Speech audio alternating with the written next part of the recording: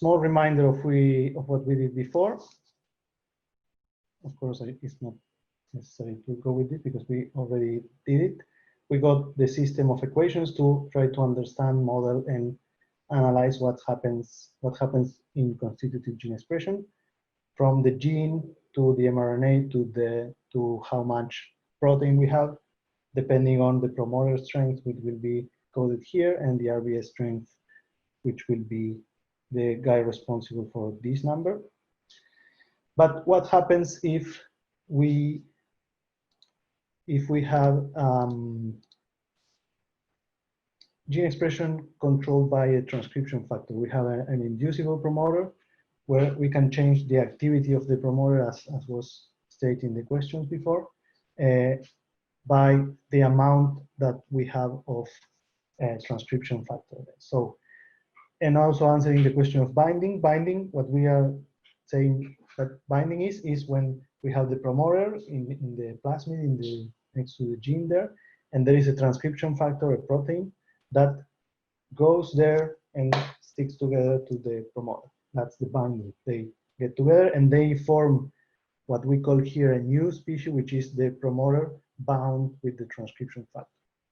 And that happens at a rate which is called k-on, the speed at what the transcription factor gets to the promoter, and they form this one here.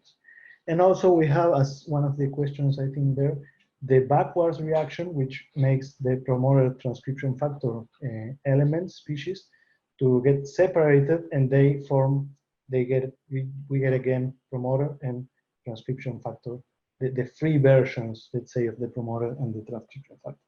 These ones, we will call them free later, and this is the one which is transcription factor bound to the promoter. In the case of a promoter which is activated by this transcription factor, the amount of these guys will be responsible of transcription into mRNA by the polymerase, and then we will get the protein. This part is similar than the one we had before. This is the new part that will be controlling how much we have of this and transcription into mRNA, okay? What happens with this? Sorry, I have the bar down here and I don't know how to take it out. This never happened before. I hope it doesn't cut the slides. Okay, so what happens with this? We will get a model with 5 equations, which is not super big. There are models with thousands of equations, but it's bigger than we want for here. And we will have also 7 parameters, which will be sometimes in general very difficult to measure and to know the values, as we heard. We had some answers, some questions about this. So K off and K on are very difficult to measure. So we will try to get rid of these 2 and to have another parameter representing them that we can measure. And K1 and K2 and D1, these 3, and also D2, depending on what we can measure, they will become indistinguishable among each other. Okay, so what we want to do, we want to approximate this big model that we will get.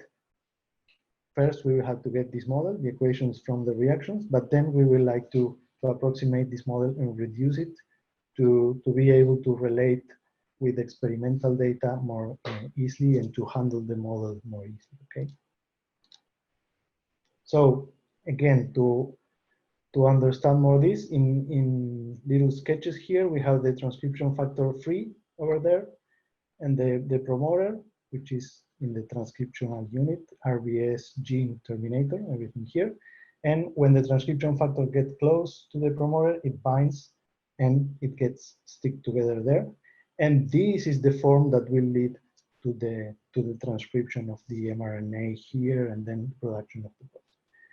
So this is what we have.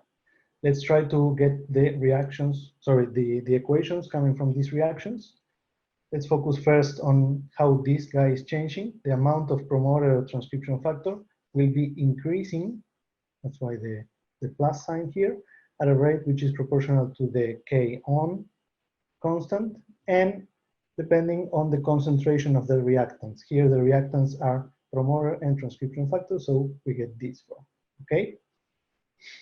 Now let's focus on the promoter. What happens with this guy? it will be disappearing, let's say, that's why the minus, the amount of free promoter will be decreasing, proportional to the K-on rate again, and proportional of the reactance to the reaction, which is again promoter and transcription factor. And if we focus on the transcription factor, the free transcription factor will be decreasing also in the same way. These two are the same because they are the same keys. Okay.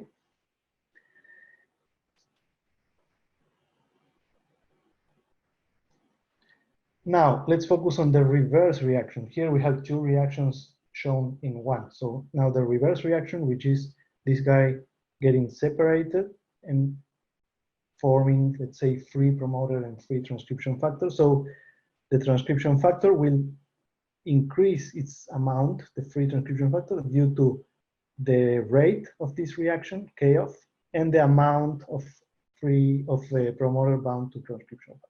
Okay, because these guys are separating at this rate, so we will get new transcription factors free at this speed. If we go to the promoter, the same, because it has the same form, we will, when this guy splits, separates, it gives us one free transcription factor and one free promoter, which was before bound here. And if we want to see how how everything gets together, the promoter will be disappearing. We will having decreased amount of promoter transcription factor due to the reason that it's getting separated at this rate, and that's why here we have the minus. If you look, when this guy goes up because of the K-on, these two go down because of the same term with the negative sign. And the opposite, when this one increases, this one decreases, because there is a conservation here that I will talk in the next slide. Everything is conserved, but changing the shape that is. So this one is getting together with this one, conversing this one, and then they split together and they go back here. If we put the whole system of equations together and we make a simulation with MATLAB, all these files are available in the Git of the measurement committee in the repository that we will put in the web, the address, I think, or later I can put them there so you can have access. If we make the simulation, we decide the starting value amount for promoters and molecules. For example, I stick with the 17 promoters because of the plasmid I had before. And let's say that we start with 25 molecules of transcription factor, and we have a K-on, K-off with these values. These is the ones that are difficult to get from the literature. I'm proposing some values here. What we will have when we solve these equations and we plot the result is the amount of protein, the amount of promoter transcription factor starts in 0, and these guys start here. They go down, not because they are, they go down because they are getting converted into the promoter bound with the transcription factor, okay? And if we look more in detail to this plot, I have it here, what is happening? If you look the blue and the yellow, now first the blue and the orange, red, promoter and transcription factor, they start from different places, which are the numbers that we gave them before, but the shape they have is the same because they have the same equation. If you look here, K-on promoter transcription factor plus K-on promoter transcription factor here, and here is the same. So they will have the same dynamic, the same rate of changing. And the promoter bound to the transcription factor, it has a shape which is kind of opposite. And if we sum together the blue curve with the yellow one, we will get the constant, which is the amount of promoters we have at the beginning. There is nothing making more or less promoters. Those are constant because they're coming from the gene copy number, as we said before. And what's happening is at the beginning, they are all free, the blue one here, and they are becoming occupied when the transcription factor bounds. So they go down in this way, and the bound promoter transcription factor goes up. There is a question which asks where did K on and K off values came from. In this case, I selected some values that I found appropriate. They are in the ranges of what is in the literature. If you go to, there is a web called BioNumbers. I will put the link later. You can have normal numbers that people get in papers. There is everything together there in a database that you can find at least representative values for these guys. But the problem is they are very difficult to measure, so it's a problem. Later we will see what can we measure. Okay, I'm getting too much. So what we just said before, that this is constant, the dashed line here is the amount of promoters we have coming from the plasmid copy number. It's what is called invariance principle, and it's not changing. The amount is interchanging between these two, but the total amount is not changing. And mathematically, that can be explained in this way. If we take the two equations from promoter and promoter transcription factor bound, these two, and we sum, we make the addition of this one plus this one. These terms are equal and opposite, so they cancel out. And here we will get the 0, and here we will get this plus this, of course. And if we integrate this equation in both sides, if we integrate 0, we get a constant. And if we integrate the derivative of something, we get that something. So this is telling us mathematically what I just said before. The total amount of free promoter and bound promoter with the transcription factor remains constant. And this number will be coming from the plasmid copy number. For example, the ones where the BioBrick comes with the PMB1 in origin, they are between 300 and 500 copies per cell, more or less. If you use a low copy origin like a P15A, that one is around this 17 that I got here. But you have to check for that. So from here, what we can do is to solve for the promoter, and it will be, of course, the total amount minus the occupied promoters by the transcription factor. I will answer the question later. But if you Google plasmid copy number, you will get some answers there. Okay, so this one we will save it for later because we will use it to get the heap function. Now, if we focus on the last part of these big reactions that we have here, this is the same than for the constitutive, but it's depending on the active promoters, the promoters bound to transcription factor. So the term will be like this. Instead of the one that we had before, which was K1 times the amount of genes or promoters, this is depending on the amount of promoters that have the transcription factor bound. So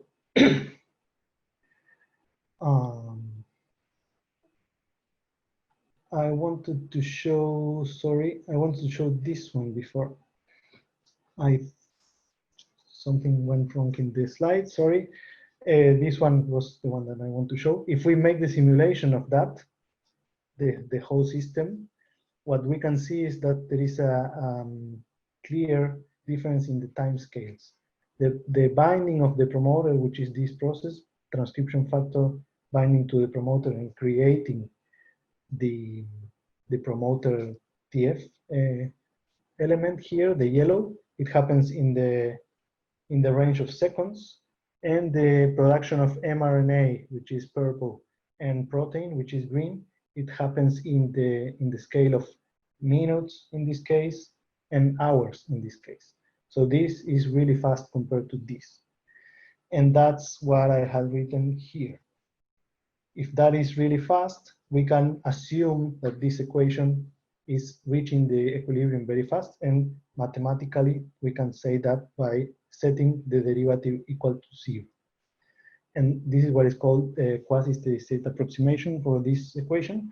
we are saying that reaches the equilibrium. So if we do that, we replace this guy by a 0, and we get this equation. And if we take this one that we got just now with the one that we got before, because of the amount of plasmid remains constant, these two together will be leading to the Hill function that we want to get. Okay. So as I said before, this is just step by step following what we have to do, and just in case you want to take a look at that later.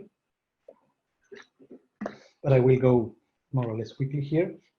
So here, what we want to have is an equation that relates transcription factor, this guy, to transcription factor bound to the promoter, which is this guy. The problem of this equation is that it has promoter here that we don't want to have. So we exchange that through this one, which is this equality. We put, instead of putting promoter here, we put this, which is the same. So we get this equation. If in this equation we solve for the amount of promoter transcription factor, we will get here. And after some algebra, I did the detail of the algebra that you need to know if you want to follow it later. You can get to an equation that relates, as I said, promoter transcription factor to the amount of transcription factor only. On this side, if you look, we have only TF and the constant of the system, the parameters. And doing some replacements here, as I said before, these two are difficult to measure, but when you write it like this, they become KD, which is the apparent dissociation constant that we will be able to measure when we make an experiment. That one was from before. Okay, so if we take this one and make a plot, sorry, we are not.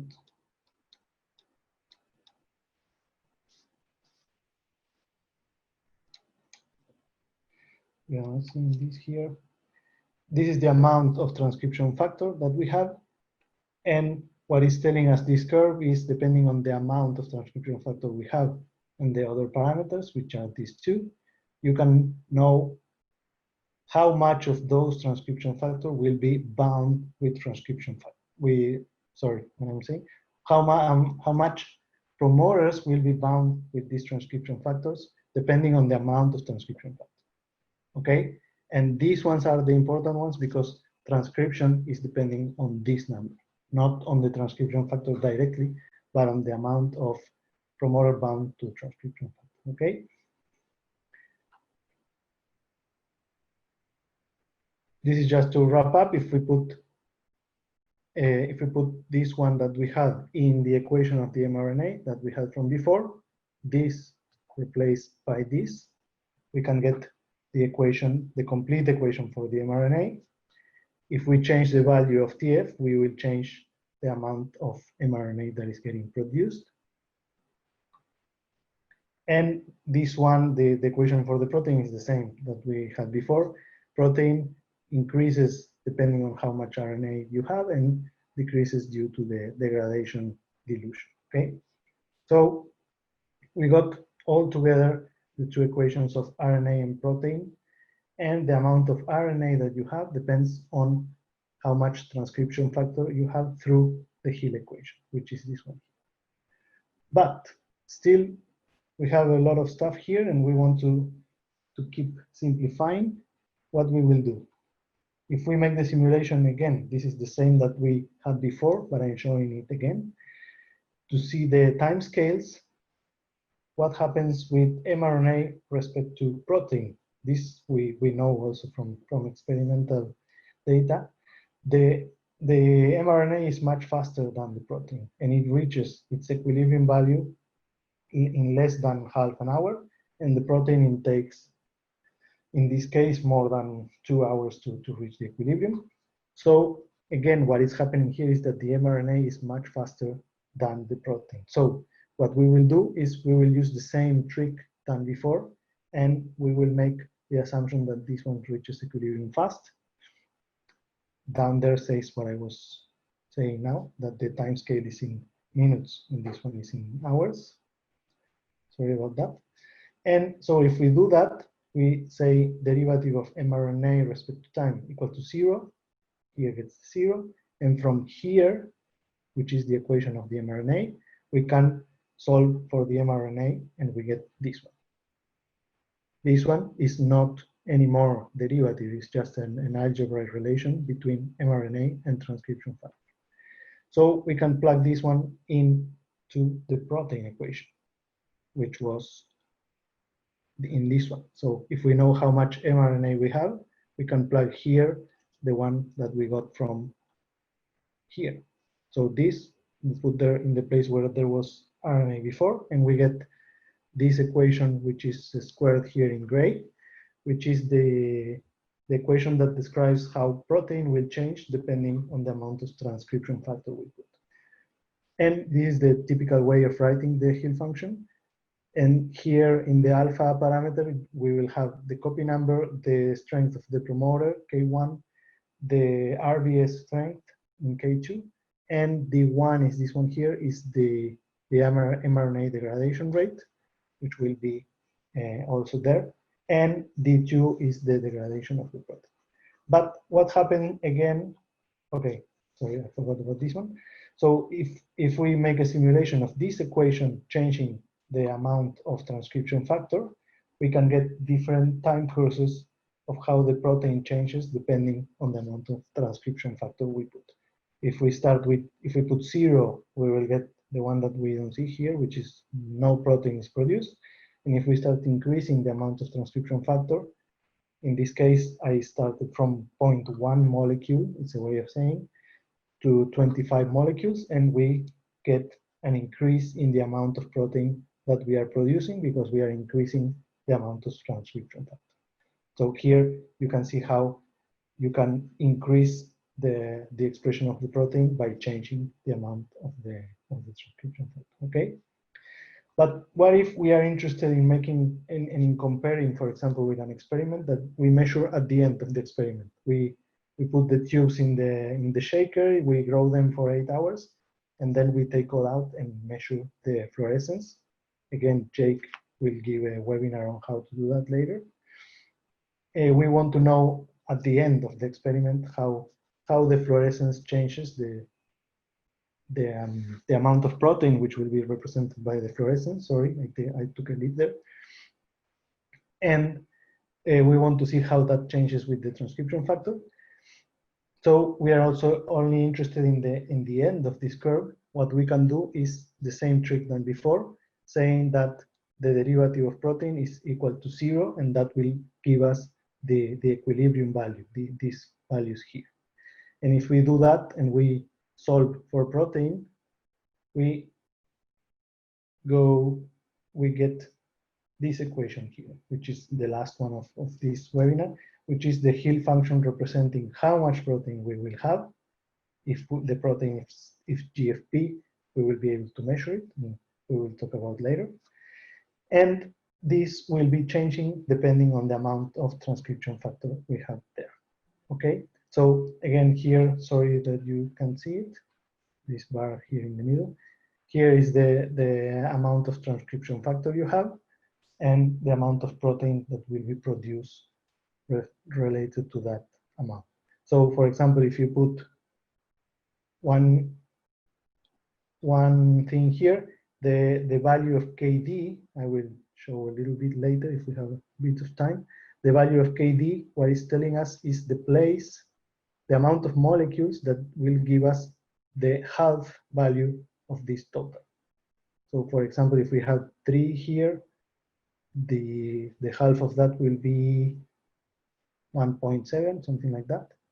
And this will be the value of KD. In this case, if I don't remember, KD was 200, or no, KD was 2. This is 1, this is 2, is the value that gives us the half of this total. And that will be it for now.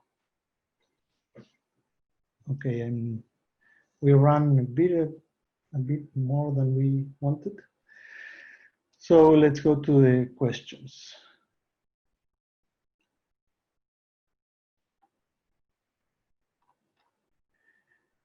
Is there any particular, there is a question, is there any particular reason to write all the equations in terms of TF, of transcription factors, and not in terms of promoters?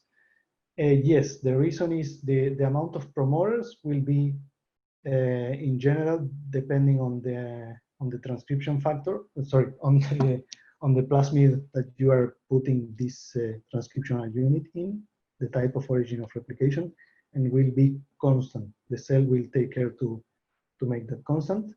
The amount of transcription factor, in this case, is only one transcription factor that I am telling here. But if we go to more complex forms of the Hill function, that can be something that you put from outside, an external input. For example, in the next webinar, we will talk about the p-val promoter, and we will use it as a sensor of the amount of arabinose, and we will put, experimentally, we will put the different concentrations of arabinose, and that will be the variable that will be in the x-axis here. This will be amount of arabinose. And then we will be able to know how much protein is produced depending on how much arabinose I put there. That's why, because the thing that you can change is the transcription factor, the amount of transcription factor, or the inducer.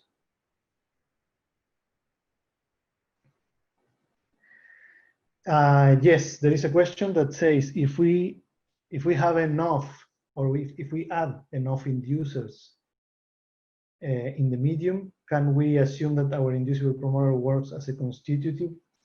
Yes, if you look at this curve, if you go to very high levels of inducers, which will be here, you will be in the saturation part of the curve, which is this one here, and this will make a constant and maximal level of expression of the protein. So yes, you can assume that.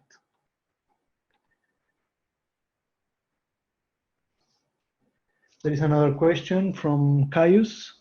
If multiple independent activators can bind a promoter to give a different rates of transcription, will the model of protein concentration be the sum of the different Hill functions? No. In that case, so that's a more complex one. So one thing that I didn't tell here for simplicity, but we will see later, the coefficient of the Hill function, which is, in this case, is 1, depends on the cooperativity of the transcription factor binding to the promoter. For example, the lac repressor, it's known that you need a tetramer of lac to bind to the promoter to do the job. So then, in that case, the exponent here will be a 4, which tells you the amount of proteins that you need at the same time to activate or to repress the promoter. So it depends on the mechanistics of the situation, how the curve will happen. But in general, what will be happening is a product, not a sum. But if you have something in mind, we can talk about, no problem. Okay, so if there are not more questions,